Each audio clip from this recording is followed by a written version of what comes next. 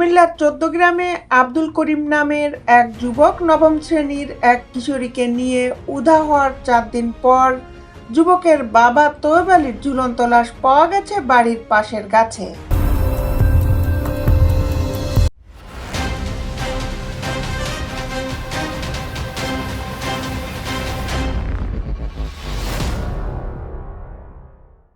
বিস্তারিত নিয়ে আপনাদের সাথে আছি আমি শামিমা সুলতানা। বুধবার উপজেলার ঘোলপাশা ইউনিয়নের সীমান্তবর্তী এলাকার রাঙামাটিয়া গ্রামে এই ঘটনা ঘটেছে।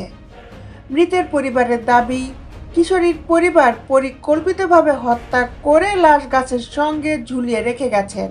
স্থানীয় সূত্রে জানা গেছে, প্রেমের সম্পর্কের জেরে গত 15 ফেব্রুয়ারি মৃতের ছেলে আব্দুল করিম মাদ্রাসা পড়ুয়া এক কিশোরীকে নিয়ে উধাও হয়ে যায়।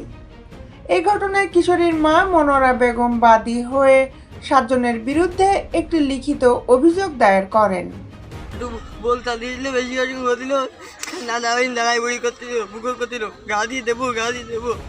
এই ঘটনায় ১৪ গ্রাম থানার সহকারী উপপরিদর্শক অনন্ত দাস ও কিশোরীর আত্মীয় আবু বক্কর এবং আব্দুল হান্নান নামে 2 ব্যক্তি মৃতের বাড়িতে গিয়ে কিশোরীর সন্ধানের জন্য পরিবারের উপর চাপ সৃষ্টি ও হুমকি ধমকি দেন। মঙ্গলবার বিকালে আবারও উপপরিদর্শক আবু বক্কর ও আব্দুল হান্নান নিহত তৈয়ব আলীকে চাপ প্রয়োগ করেন। তৈয়ব আলী পার্শ্ববর্তী একটি গার্মেন্টসের শ্রমিক। এ ঘটনার পর মঙ্গলবার সন্ধ্যা থেকে তৈয়ব আলী নিখোঁজ থাকেন।